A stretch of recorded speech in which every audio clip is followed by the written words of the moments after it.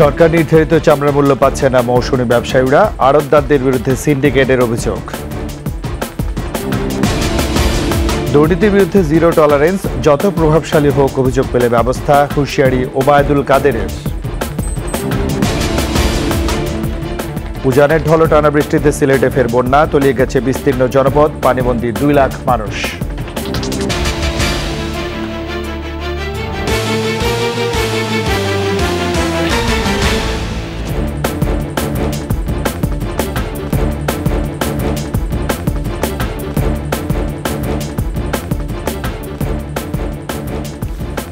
শুনছিলেন first security ইসলামী bank PLC সংবাদ শিরোনাম। আমন্ত্রণ 21 সংবাদের সাথে আছে আমি রাজীব জামান। আর দর্শক, 21 টেলিভিশনের সংবাদ একই সাথে সরাসরি দেখতে পাবেন আমাদের ফেসবুক পেজ www.facebook.com/2124 অনলাইনে। সরকার নির্ধারিত মূল্যের চেয়ে কম দামে চামড়া কেনার কথা জানালেন আড়তদাররা। আর Bangladesh hide and skin merchant association বলছে এবারে চামড়ার দাম গতবারের চেয়ে বেশি। এদিকে সঠিক মূল্য না পাওয়ার অভিযোগ খুচরা ও মৌসুমী ব্যবসায়ীদের। তৌহিদুর রহমানের রিপোর্ট। ঈদের দ্বিতীয় দিনে রাজধানীর কাঁচা চামড়ার আড়ত খ্যাত পোস্তা এলাকার প্রায় প্রতিটি আড়তে ভরে গেছে চামড়া। কাঙ্ক্ষিত চামড়া কিনতে পেরে খুশি আড়তদাররাও। 600 টাকার চামড়া 600 টাকা, 1000 টাকার চামড়া 1000 টাকা। অন্যান্য তুলনায় এবারকার চামড়ার বাজারটা ভালোই গেছে। ফিরে চামড়ার দাম কম গেছে, এইবার চামড়া অনেক দাম গেছে। সর্বনিম্ন 700 টাকা কেজি, এবারে খাসির বাচ্চা কোনো দাম নেই। তবে নানা অজুহাতে খুচরা ব্যবসায়ী ও কোরবানি দেওয়া বিক্রেতারা চামড়ার দর কম পেয়েছেন বলে অভিযোগ। কিছু বাড়াইলে গত বড় যে দাম এবারে দামি। ঈদের দিন রাতে ঢাকার বাইরে থেকে বেশ কিছু চামড়া পোস্তা এলাকায় আসায় আড়তদাররা কম দামে কিনেছেন বলে জানিয়েছেন কাঁচা চামড়া আড়তদার সমিতি। যারা বিক্রেতা তারা হয়তো আশা করে নিয়ে আসছিল ফাঁকি দিয়ে যে কিছু মাল হয়তো দামে বেশি পাবে, তারা দাম বেশি পায়নি, কিছু লোকসান হবে, সেই চামড়াটা আমরা লবণঘাত করতে সক্ষম হয়েছি। চামড়ার ব্যবসায় কোনো ধরনের সিন্ডিকেট নেই বলেও জানান হাইড অ্যান্ড স্কিন মার্চেন্ট অ্যাসোসিয়েশনের মহাসচিব। আর ব্লেম গেম তো প্রতিদিনের নিয়ত একটা অভিযোগ। তৌহিদুর রহমান, 21 টেলিভিশন, ঢাকা। আওয়ামী লীগ দুর্নীতির বিরুদ্ধে জিরো টলারেন্স নীতিতে বিশ্বাসী। যে যত প্রভাবশালী হোক, দুর্নীতির অভিযোগ পেলে ব্যবস্থা নেওয়ার হুঁশিয়ারি দিয়েছেন আওয়ামী লীগ সাধারণ সম্পাদক ও সেতুমন্ত্রী ওবায়দুল কাদের।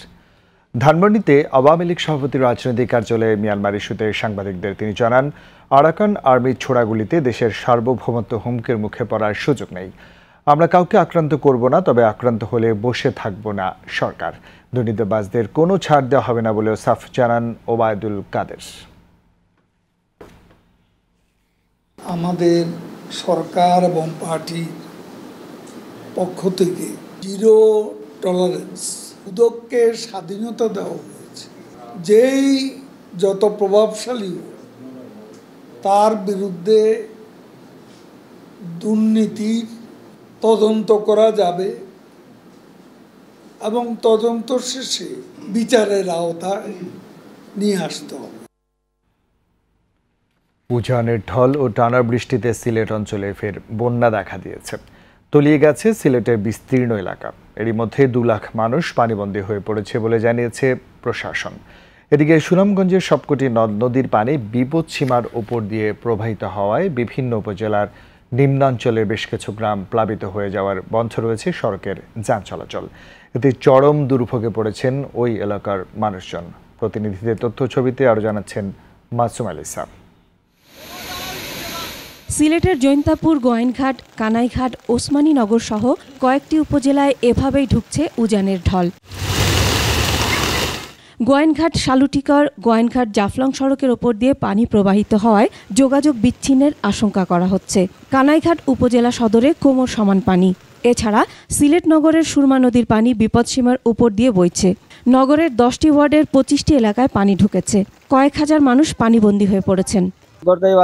কোমর পানি, পাক করা কিছু নাই, খাওয়া দাওয়ার অবস্থা খারাপ, বিশুদ্ধ পানির সংকট। আজকে রাত থেকে কন্টিনিউয়াসলি আমরা থাকবো, অ্যালার্ট থাকবো। সুনামগঞ্জের সব নদ নদীর পানি বিপদসীমার উপর দিয়ে বইছে। ডুবছে ঘরবাড়ি ও রাস্তাঘাট। বসতবাড়ি ও দোকানপাটে পানি ওঠায় মালামাল ও মূল্যবান জিনিসপত্রের ক্ষয়ক্ষতি হয়েছে।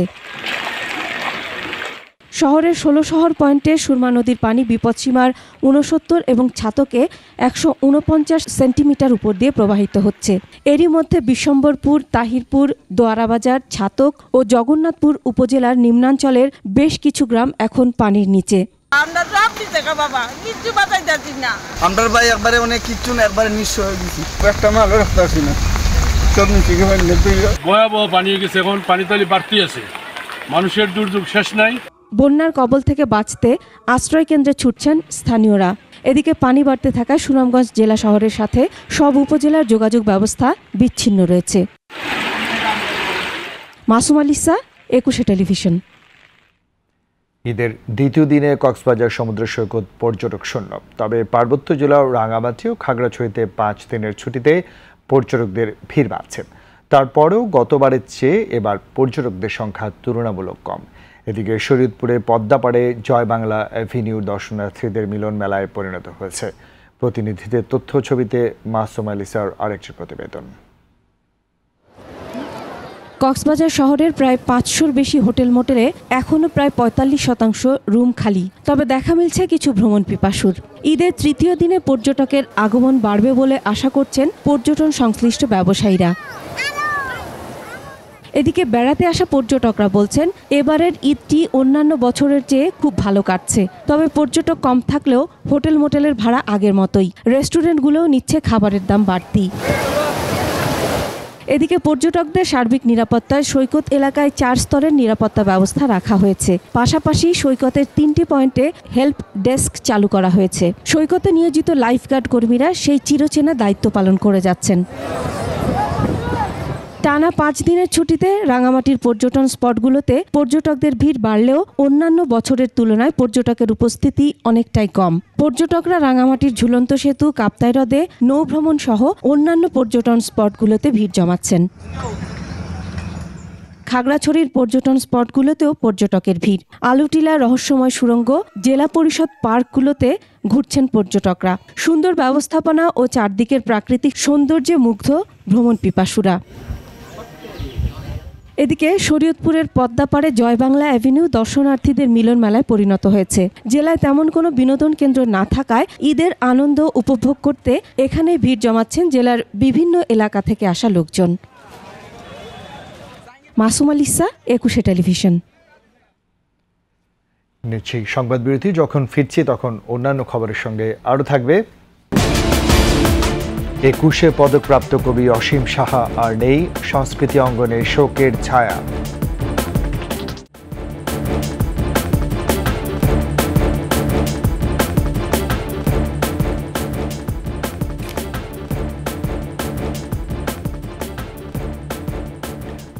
আমন্ত্রণ ২১ সংবাদ।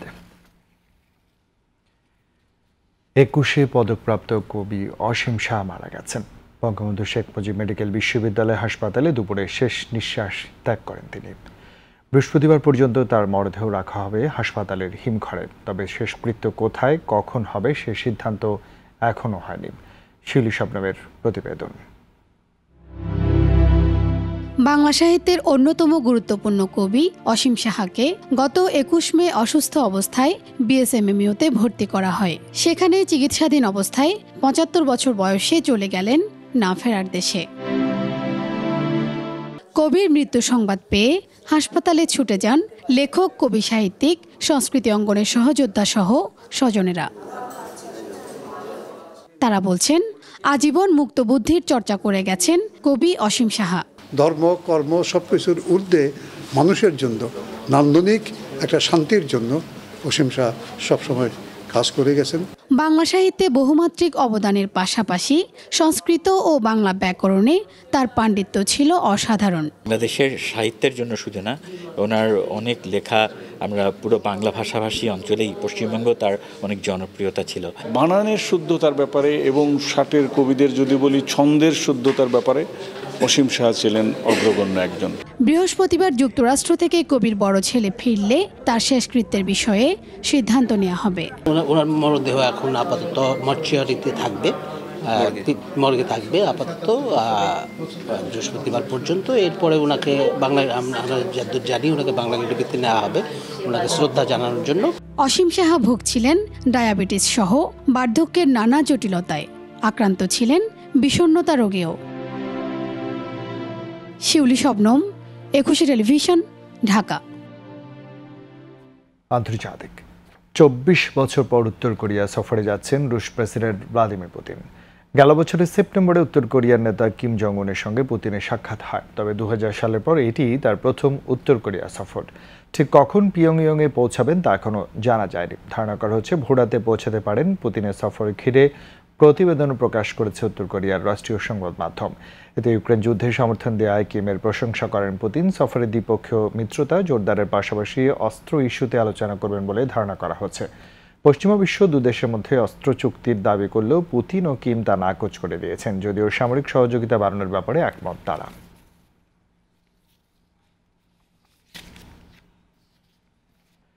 শেষ করছে 21 সংবাদ। যাবার আগে ফার্স্ট সিকিউরিটি ইসলামী ব্যাংক পিএলসি সংবাদ শিরোনামগুলো জানাচ্ছি আরও একবার। সরকার নির্ধারিত চামড়ার মূল্য পাচ্ছেন না মৌসুমী ব্যবসায়ীরা, আড়তদারদের বিরুদ্ধে সিন্ডিকেটের অভিযোগ।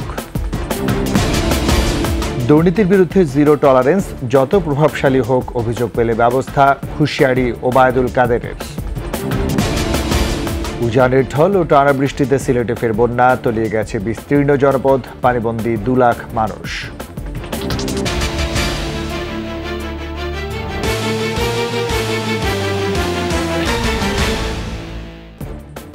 সবশেষ সংবাদ জানতে ডায়াল করুন 202 নম্বরে আর ভিজিট করুন 21-tv.com এই ওয়েবসাইটে। এছাড়া ফেসবুকে ভিজিট করতে পারেন www.facebook.com/2124 অনলাইনে। এতক্ষণ সাথে থাকার জন্য ধন্যবাদ। ঈদ মোবারক।